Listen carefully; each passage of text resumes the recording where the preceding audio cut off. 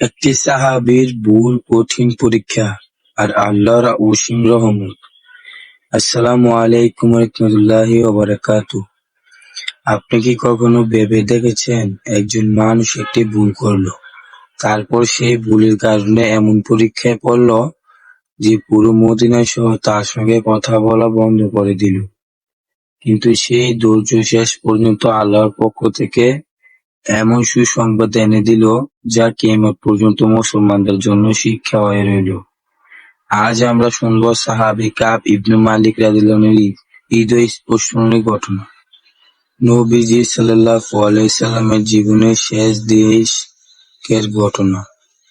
তখন ছিল তাবুক অভিযানের সময়। প্রচণ্ড গরম, দীর্ঘ পথ, খাদ্য সংকট, সব মিলে এটি ছিল সবচেয়ে কঠিন অভিযানের একটি।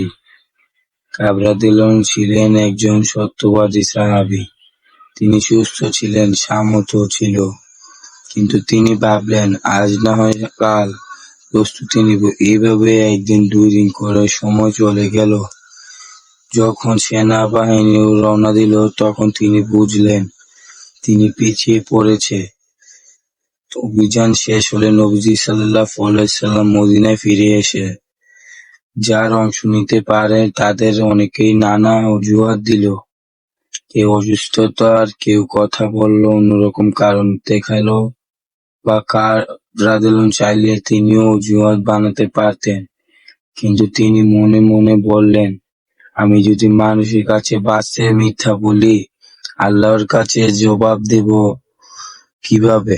তিনি নবীজির সামনে দাঁড়িয়ে সত্য কথাই বললেন, ইয়া রাসূল সাল্লাল্লাহু আলাইহি সাল্লাম, আমার কোনো অজুহাত নেই, এটি আমার নিজের ভুল।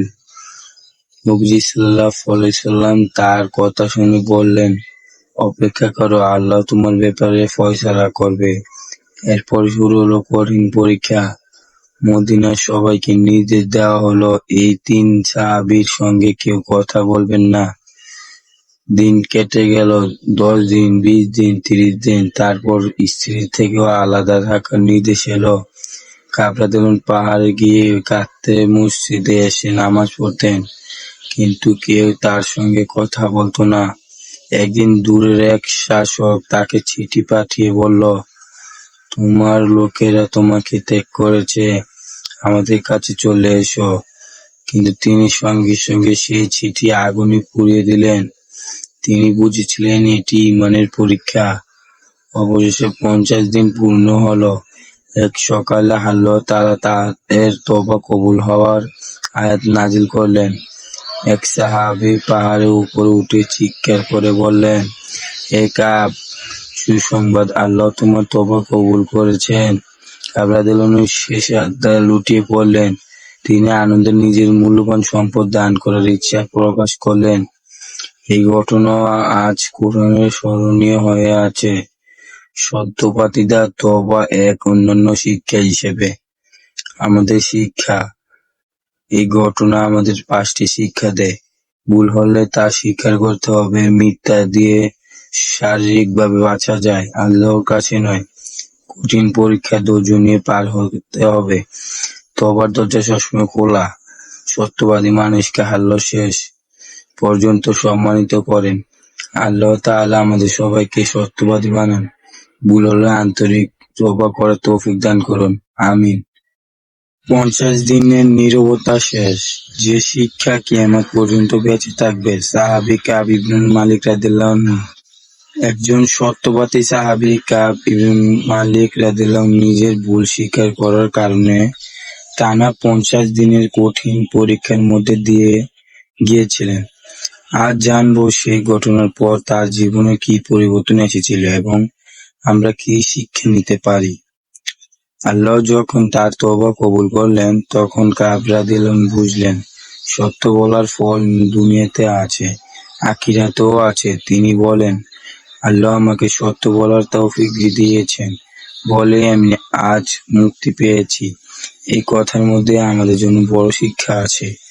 অনেক সময় মানুষ ভাবে মিথ্যা বললে বিপদ থেকে বাঁচা যাবে, কিন্তু একজন মুমিন জানে সত্য হয়তো সাময়িক কষ্ট দেয়, কিন্তু শেষ পর্যন্ত সম্মান এনে দেয়।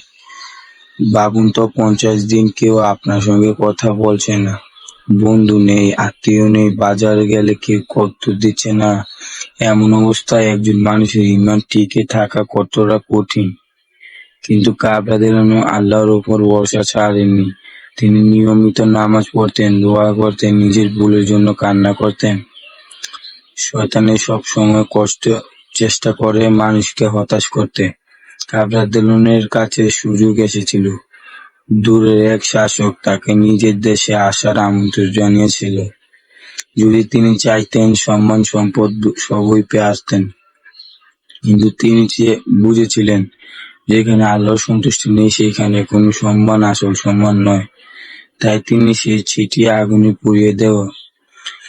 আজ আমাদের জীবনে এমন পরীক্ষা আসে, কখনো চাকরি হারায়, কখনো বন্ধু দূরে চলে যায়, কখনো মানুষ ভুল বুঝে। তখন মনে রাখতে হবে, আল্লাহ ধৈর্যশীলদের ভালোবাসেন। তওবার দরজা কখনো বন্ধ হয় না। সত্যবাদিতা একজন মানুষের সবচেয়ে বড় পরিচয়। যদি ভুল হয়ে যায়, সঙ্গে সঙ্গে আল্লাহর কাছে ফিরে আসতে হবে। কাব রাদিয়াল্লাহু আনহু, মালিক রাদিয়াল্লাহু আনহুর ঘটনা শুধু একটি ইতিহাস নয়, এটি আমাদের প্রতিদিনের জীবনের একটি আয়না। যখন সত্য বলা কঠিন হয়ে যায়, তখন তার জীবনের আমাদের শেষ দেয়। যখন মানুষ ছেড়ে চলে যায়, তখন তার ধৈর্য আমাদের আশা দেয়। যখন আমরা ভুল করি, তখন তার তওবা আমাদের শেখায় আল্লাহর রহমত কখনো শেষ হয় না। আল্লাহ তাআলা আমাদের সবাইকে এই সত্যবাদী হওয়ার, ধৈর্য ধরার এবং আন্তরিক হওয়ার তৌফিক দান করুন। আমিন।